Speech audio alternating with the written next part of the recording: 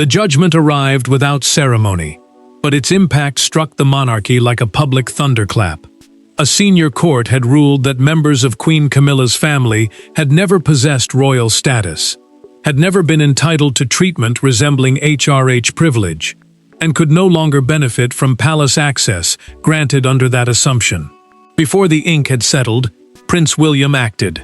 Doors were locked, permissions were withdrawn, and one royal household suddenly realized that protection had ended. Before we go deeper into what this really means for the royal family, make sure to subscribe so you don't miss a single update. William received the sealed ruling during a morning briefing at Windsor. The document carried the court's legal judgment, meaning the written decision now had to guide palace action. HRH, short for His or Her Royal Highness, is a formal style reserved for senior royals, and the ruling declared that Camilla's relatives had never possessed it. The prince read the decisive paragraph twice, closed the folder, and looked toward the legal secretary. "Does this leave any room for delay?" he asked. The answer came instantly. No. Camilla learned the truth minutes later through a recorded call from her secretary, who read the passage exactly. She did not interrupt. She understood that this was not merely about 3 royal letters. It threatened the access, influence, security help, ceremonial placement, and quiet protection her family had enjoyed around the crown. The queen consort's silence deepened when she heard that the order had already begun. Charles felt the walls closing around him. The king understood his son's reasoning, because the crown could not allow private relatives to appear constitutionally royal. Yet he knew what the decision would do to his wife. Her children, sister, and associates would now be treated as private citizens, invited only when permission was granted. Love pulled him toward her, duty pulled him toward William. Neither side offered shelter. The prince issued his written instruction before speaking to Camilla. He removed private entry permissions, restricted hospitality access, transport assistance, and security courtesies connected to her family. He refused consultation, because consultation meant delay, negotiation, and hidden exceptions. William had already decided that no exception would survive. At a secured Windsor entrance, an equerry lifted a list from the guard station. He drew one line through a familiar family name, replaced the sheet, and stepped away.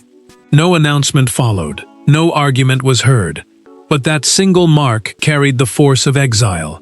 Yet the ruling had not created this crisis overnight. It had exposed a struggle growing between William and Camilla for months, and the palace was about to learn which private privilege had first pushed the future king beyond patience. This was never simply a legal argument about 3 letters. Behind the judgment stood a family that had lived close enough to royalty to feel its protection, yet far enough away to avoid its formal burdens. Camilla saw loved ones being pushed from a world she believed they had earned the right to enter. William saw private relatives occupying spaces that belonged to the crown. Between them stood Charles, unable to protect both sides. Camilla's son, Tom Parker Bowles, and her daughter, Laura Lopes, had never been working royals. A working royal is a member of the family who performs official duties on behalf of the monarch. Yet their closeness to the Queen had placed them inside private celebrations, sensitive gatherings, and palace spaces that ordinary guests rarely entered. Other relatives had also received quiet courtesies, discreet entrances, priority seating, security coordination, and recognition from staff who knew exactly whose family they were serving. Camilla felt the ruling as something deeper than a legal correction. She sat with Charles in a private room and told him her children were being treated as though loving their mother had become an offense. The queen consort did not ask for crowns or titles. She asked why years of closeness could be erased in a single morning. Charles listened without interrupting. The king knew her pain was real, but he also knew the judgment had exposed a dangerous weakness. When she asked whether he would reverse William's order, he lowered his eyes and stared at his hands. "The court's decision cannot simply be ignored," he said. The words were quiet, but they landed like betrayal. William saw the danger differently. The prince believed affection could never be allowed to become constitutional privilege, meaning authority created by law and royal duty. He feared that blurred boundaries would weaken the monarchy when responsibility finally passed to him. What looked harmless today could become impossible to control tomorrow. His concern went far beyond invitations. A documented palace review showed that junior employees had begun treating requests from Camilla's relatives as though they carried indirect royal authority. One internal message instructed staff to extend every royal courtesy to the family. The phrase granted no official status, but it created a culture where refusal felt almost forbidden. Tom discovered the change through a phone call. An official informed him that his standing vehicle clearance had been cancelled. He asked whether security had made the decision. Silence followed. Then came the answer. It came from the prince. The removal felt sudden, but William knew exactly when the line had first been crossed. One ceremony had changed everything, and what happened there would turn quiet concern into open resistance. Months before the court delivered its ruling, a single incident exposed how dangerously blurred the palace boundaries had become. It happened during a private investiture reception at Windsor, where rank, access, and order were controlled down to the smallest detail. One unexpected instruction disrupted the entire arrangement. William witnessed a member of Camilla's family overrule a palace official, invoke the Queen's wishes, and enter a restricted receiving area. From that moment, the future king began keeping records. Charles arrived expecting a controlled family occasion. Camilla stood beside him, calm and confident, while senior courtiers prepared the final receiving order. An investiture reception is a formal gathering held around a ceremony in which honors are presented, and every position inside it carries meaning. William understood that one altered place could create the impression of authority where none legally existed. Tom Parker Bowles arrived before the guests and was directed toward the family waiting room. That space was reserved for private relatives, not official members of the royal receiving party. He refused to remain there. Tom told a courtier that he had been asked to stand closer to the royal line and said his mother had already approved the change. William heard the words from several feet away. The prince was not angered only by the request. He watched the official hesitate, lower his voice, and surrender the moment Camilla's name was used. That reaction revealed something far more serious. Staff no longer saw the Queen's family as ordinary guests. They saw people whose wishes carried royal force. Tom crossed into the restricted receiving area. He was briefly introduced to guests from a position normally reserved for those performing formal duties. William turned to the nearest courtier and asked who had authorized the change. No signed instruction existed. No official approval could be produced. Camilla noticed the exchange, and she immediately understood that her son's movement had become something larger. After the reception, William met the master of the household alone. The office oversees the practical running of royal events and the staff responsible for them. The prince placed the altered seating plan on a table, pressed one finger against Tom's new position, and said, "This cannot happen again." The documented review that followed uncovered several similar cases. Informal requests from Camilla's relatives had been treated as commands from the Queen. One scheduling note even used the phrase HRH family access. HRH means His or Her Royal Highness, a formal style that Camilla's relatives had never held. Yet the wording showed that palace staff had begun treating them like a second royal household. Camilla confronted William after reading the inquiry summary. She accused him of turning a minor misunderstanding into a campaign against her children. He refused to close the review. The evidence went to external legal examiners, and when the court finally ruled, the future king gained the authority he had been waiting for. Once the judges confirmed that no royal entitlement had ever existed, the private disagreement could no longer remain buried. William walked into Camilla's room, carrying a decision she would not forgive. There were no aides in the room when William delivered the final order. No private secretary stood between them, and no carefully prepared statement softened the language. Camilla waited beside a writing desk, already aware that her family's access had been suspended. She expected negotiation. Instead, the prince informed her that every privilege linked to an imagined royal status would end immediately. What followed was not a constitutional discussion.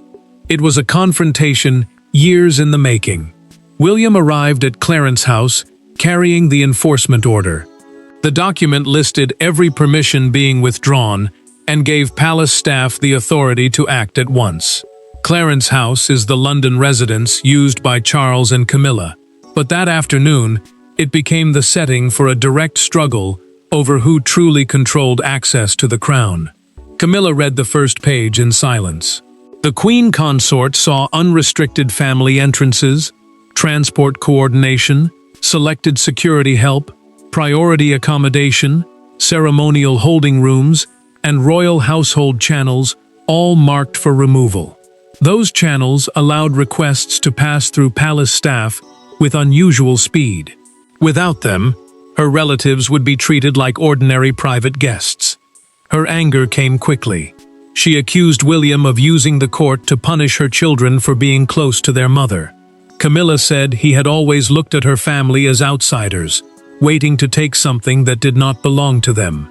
The prince answered that private affection could not be allowed to imitate public authority. William kept his voice controlled, but the words cut deeply. He insisted the decision was not personal, yet both understood that it was impossible to separate law from family now.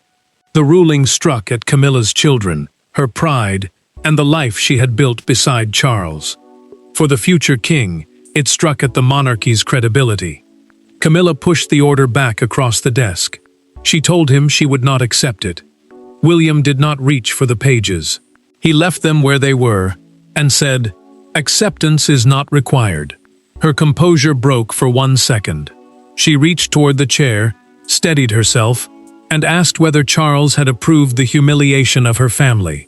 The Queen Consort expected hesitation. Instead, William revealed that the order was already active. The access cards had been invalidated. Security desks had been informed. Royal employees had been warned that no unofficial exception could be created. The prince had moved before entering the room because he knew that once Camilla understood the scale of the decision, she would fight to delay it. Camilla threatened to appeal directly to Charles. William answered that the king could comfort her, but reversing a court-backed enforcement action could trigger a constitutional crisis, meaning a conflict between royal power and the legal limits placed upon it. Her final response was quiet. She told him he might control the paperwork, but Charles still held the crown. William closed the door behind him, and the next battle shifted toward the one man most divided by it. King Charles had spent years defending the woman he loved against public judgment. Now he faced a decision that no public statement could disguise. Supporting Camilla meant challenging his heir and resisting a legal ruling.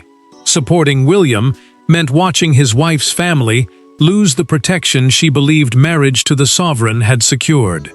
In the king's private office, a single unsigned instruction waited beside his pen, and Charles could not bring himself to touch either one.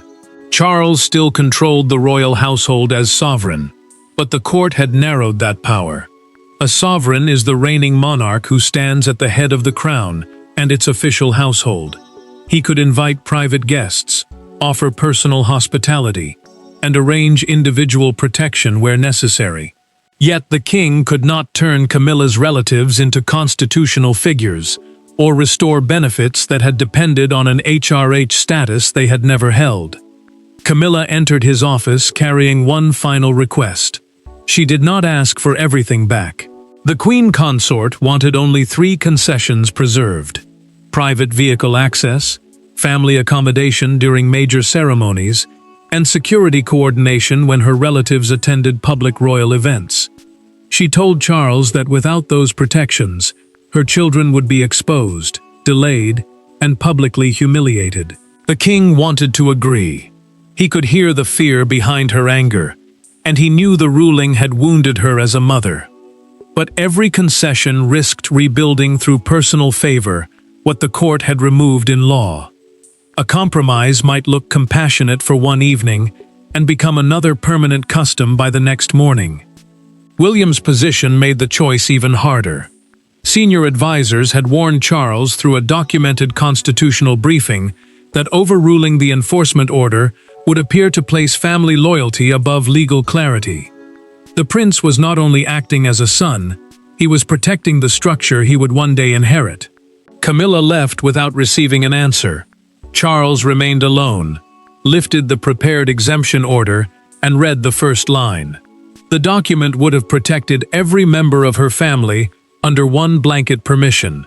He held it for several seconds, then placed it beside the pen without signing. His constitutional advisor delivered the final warning in a recorded private meeting. Individual privileges could still be granted to named guests for specific occasions, but permanent family-wide access could no longer exist. William had already anticipated attempts to avoid the ruling. Every future exception now had to be recorded, justified, and personally approved by the sovereign. By the sovereign, Charles met his son later that evening. The king asked whether the decision could have been handled with greater compassion.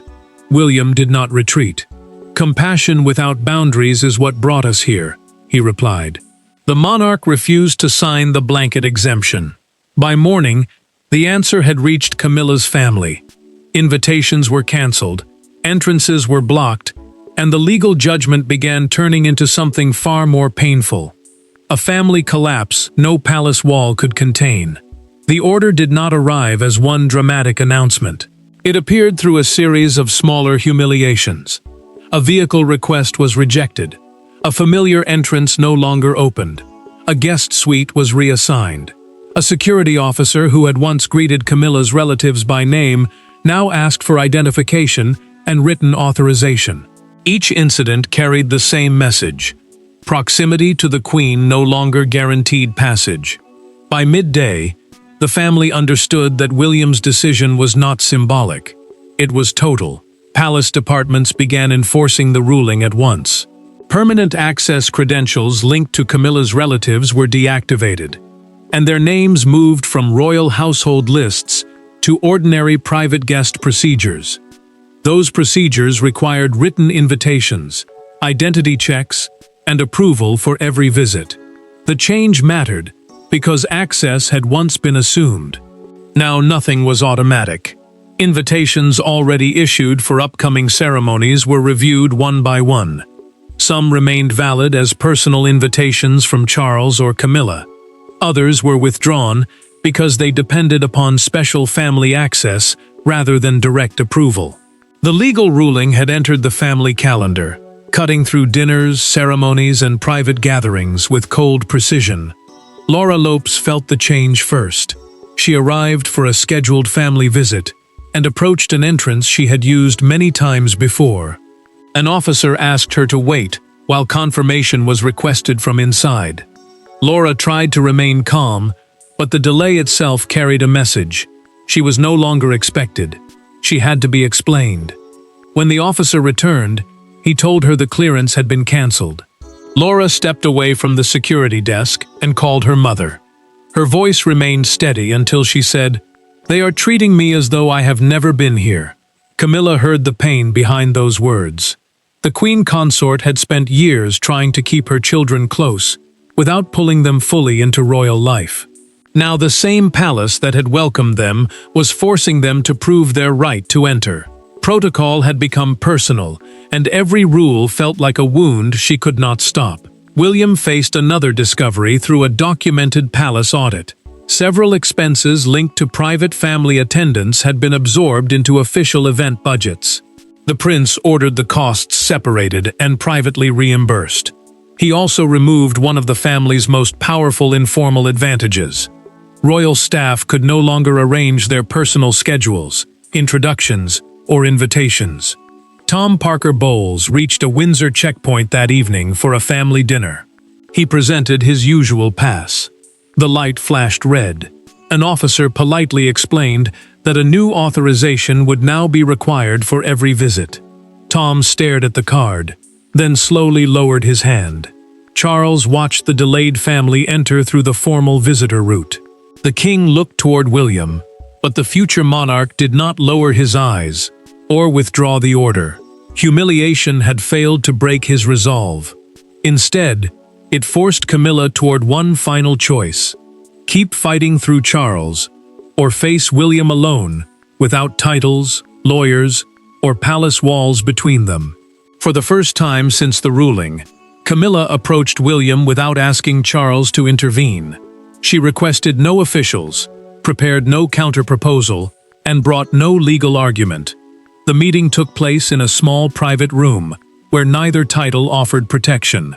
The queen entered as a mother whose children had been publicly diminished. The prince waited as a son who had spent years fearing that private loyalties could overpower the monarchy. What passed between them changed the conflict. Camilla had asked for the meeting in a handwritten note, delivered through William's private secretary. No aides, lawyers, relatives, or palace officials were allowed inside. A private secretary is a senior aide who manages royal correspondence and meetings, but even that protective layer was removed. She did not ask for the whole order to be reversed. She wanted him to understand why the speed of it had felt like a punishment aimed directly at her. Her voice remained controlled at first. Camilla admitted that she had allowed small courtesies to grow because she feared her children would always be treated as embarrassing attachments to her royal life. The queen consort had watched doors open for everyone around the crown, while her own family remained uncertain of where they belonged. She had wanted to shield them from that humiliation. William listened without interrupting. Then the prince admitted that his resistance came from something older than the court ruling. He remembered how private adult choices had once created public chaos around his childhood. He had learned that unclear family roles could damage trust, loyalty, and the future of the monarchy, long before anyone noticed the danger. Camilla asked him one direct question. Did he truly believe her children had tried to become royal? William paused. He said, intent was not the central issue. Unchecked access created authority whether they had asked for it or not, and staff had already begun obeying requests that carried no legal force. Her anger finally gave way to sadness. I wanted them close, she said. I did not want them crowned. The prince acknowledged the difference, but he explained that the institution could not survive by trusting intentions alone. Rules existed because affection could blur judgment. William then offered a lawful settlement. Camilla's relatives could attend private family occasions as invited guests, but they would receive no standing privileges, no presumed entry, and no authority through her office. The queen agreed to tell them that the old arrangements were over. In return, William promised that enforcement would remain respectful. No public humiliation, no unnecessary cruelty, no attempt to turn the judgment into revenge. Before leaving, Camilla placed Tom's original access card on the table. The prince closed his hand over it and said, "This ends here." Inside Windsor, the struggle had finally found a boundary. Outside the gates, however, one newspaper headline was about to turn that private settlement into a national verdict. By sunrise, the court judgment had escaped the language of lawyers and entered the language of national drama. Broadcasters called it a royal reckoning. Commentators described William's order as the first unmistakable sign of how he intended to rule. Supporters praised discipline. Critics saw cruelty. Yet one newspaper front page captured the crisis more powerfully than any palace statement. Camilla's family outside the royal gates beneath 5 enormous words. The privilege that never existed. Britain woke to argument. Television panels, radio callers, newspaper columns, and online debates all returned to the same question. The issue was no longer whether the family had held HRH status. HRH means His or Her Royal Highness, a formal style reserved for senior royals. The deeper question was why palace habits had allowed the impression of royal authority to grow for so long. Buckingham Palace issued a brief statement confirming that future access and ceremonial arrangements would follow the court ruling and established constitutional practice. Buckingham Palace is the monarch's main official headquarters and the public voice of the royal household. The wording was controlled, but the message was clear. William's order would stand. His supporters called the decision disciplined and necessary. They argued that the prince had protected the line between private relatives and public royals. His critics saw something colder. They accused him of acting too quickly and turning a legal correction into a public humiliation. Camilla watched the coverage from Clarence House. The Queen Consort felt relief that her children were no longer being defended through a status they had never possessed. Yet every headline turned them into symbols of excess. She had accepted the boundary in private, but now the nation was judging the people she loved. Outside Buckingham Palace, a crowd gathered beneath the balcony as reporters delivered live updates. One woman lifted the morning paper above her head, displaying the words, "The privilege that never existed." Around her, strangers argued over whether William had defended fairness or chosen revenge. A leading evening broadcaster opened with a sharper verdict. Tonight, the monarchy has drawn a line between family and crown, and Prince William is the man holding the pen. Public polling shown during the report favored removing permanent privileges. Sympathy rose, however, when viewers were asked whether Camilla's children deserved humiliation for arrangements created by palace officials. William responded by authorizing a second statement. The prince made clear that the relatives remained part of Charles and Camilla's private family, even though they held no royal authority. He was honoring his promise that correction would not become persecution. Charles heard the revised wording read aloud and quietly said, "That is the right balance." The king finally understood that his son had not acted to destroy Camilla. He had acted to define the limits of power. The public argument would fade. Inside the family, however, the ruling had already delivered its final verdict on love, access, authority, and the future of the crown. The crisis ended not with a victory celebration, but with a quieter recognition of reality. Camilla's relatives had never been royal, and the privileges that once blurred that truth were gone. William had proved that the future monarchy would not confuse personal closeness with public authority. Camilla had protected her children's dignity by accepting limits she once resisted. Charles had chosen law over instinct, without abandoning his wife. The judgment wounded them all, but it also ended the uncertainty. The court's ruling remained fully enforced. Camilla's family held no HRH status, no royal rank gained through her marriage, and no automatic claim to palace access, security support, ceremonial positions, or household authority. HRH means His or Her Royal Highness, a formal style reserved for senior members of the royal family. The decision mattered because it finally separated private family ties from the legal structure of the crown. William turned the order into permanent policy. The prince allowed private relatives of the sovereign or heir to attend family occasions, but only through specific invitations recorded for each event. No standing access, no assumed entry, no quiet authority passed through a royal office. The future king had learned that repeated exceptions could slowly become power, even when no one openly intended it. Camilla accepted the boundary. The queen consort surrendered the last remaining access cards through a documented handover to the royal household, and told her children that their dignity would no longer depend on borrowed treatment. She had lost the protective circle she once built around them, but she had not lost them. William also changed. He understood that firmness alone could not preserve the monarchy. The prince kept his promise that enforcement would not become public punishment, proving that constitutional discipline, rules that protect how the crown must operate, could exist beside compassion. At the next private family gathering, Tom Parker Bowles and Laura Lopes entered through the guest reception area, carrying ordinary invitations. Tom offered his identification without protest. Laura waited beside him as permission was confirmed. There was no special escort, no privileged entrance, and no staff member treating either of them as royal. Yet William greeted them personally. He offered no apology for the ruling, but he showed no deliberate coldness. Charles watched the exchange in silence. The king then saw Camilla look toward his son. She gave the prince a restrained nod, and he returned it. Neither had defeated the other. Both had surrendered something to protect the institution they shared.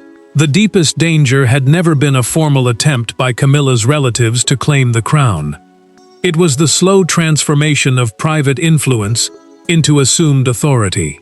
William stopped that process before habit became entitlement. The ruling was painful, and its enforcement was severe. Yet the monarchy emerged stronger because it finally named the boundary it had avoided. Family could remain loved, guests could remain welcome, but royal privilege would belong only to those required to carry its burdens. And with that boundary finally drawn, the palace doors did not close on Camilla's family. They simply stopped opening, as though the crown belonged to them. Thanks for watching. Please don't forget to like and subscribe, and we will see you in next one.